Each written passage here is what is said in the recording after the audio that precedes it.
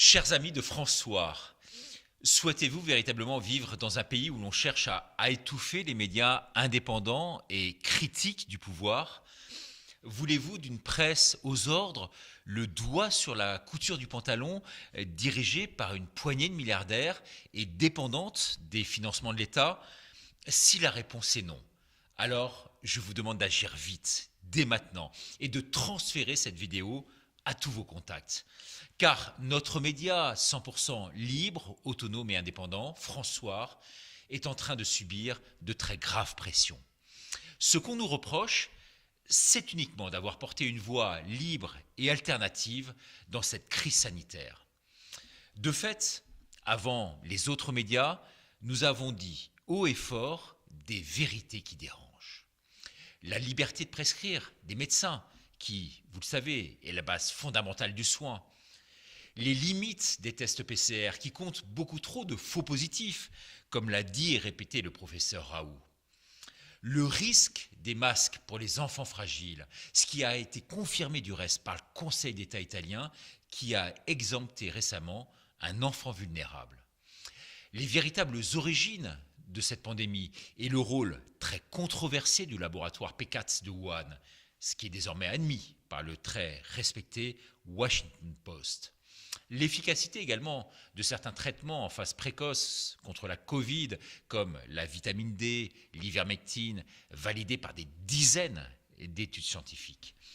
Les dégâts du confinement et sa faible utilité, ce qui a été confirmé là aussi implicitement par le refus d'Emmanuel Macron de reconfiner sur la plupart de ces sujets.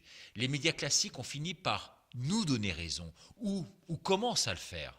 Par exemple, sur le remdesivir, un traitement fort coûteux, nous étions le premier média à dénoncer les effets toxiques, le jeu du laboratoire Gilead, la légèreté de l'Agence européenne du médicament, et cela 6 mois avant les autres.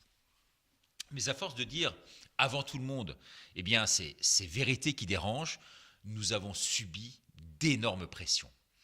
Par exemple, la chaîne YouTube nous a censurés pendant 10 jours, nous privant ainsi d'une source essentielle de médiatisation.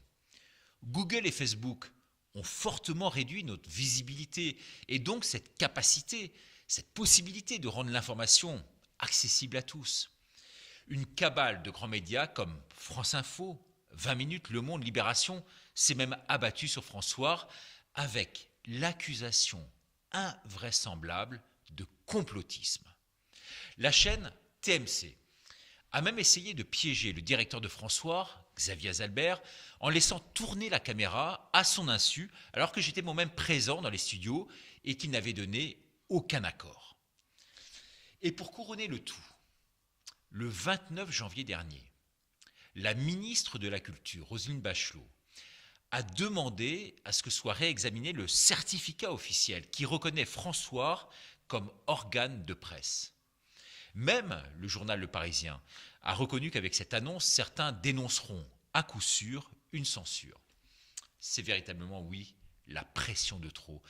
Et c'est pourquoi je vous demande de signer d'urgence la grande pétition de soutien à François pour soutenir le pluralisme et la liberté d'expression. Ces pressions, ces attaques sont d'autant plus choquantes que François ne reçoit aucune subvention publique, ce qui garantit du reste son indépendance totale aujourd'hui vis-à-vis du pouvoir. Il faut savoir qu'un journal comme L'Humanité a reçu près de 4 millions d'aides directes rien qu'en 2017. La même année, Libération a reçu 3 millions d'euros d'aides directes, Le Monde et L'Opinion 1 million. Au total, comme l'a révélé Mediapart, 7 milliardaires et une banque empochent à eux seuls 49% des aides publiques. Cette consanguinité, je dirais, est vraiment un problème pour la liberté des médias en France, le pluralisme et surtout l'esprit critique. Et je ne compte pas les 6 milliards d'euros qui financent directement les médias publics comme France Inter ou France 5, qui ont, comme par hasard, violemment critiqué le professeur Raoult et soutenu le gouvernement dans cette crise sanitaire. La pensée unique des médias en France n'a jamais été aussi inquiétante. Et c'est pour ça qu'il est urgent de signer notre pétition. Il faut soutenir François dès maintenant. C'est l'un des rares médias indépendants qui favorise le pluralisme, l'esprit critique et donc cette liberté d'expression. Je vous remercie donc de signer cette pétition de soutien maintenant et donc de la transférer à tous vos contacts. Je compte sur vous et je vous remercie beaucoup.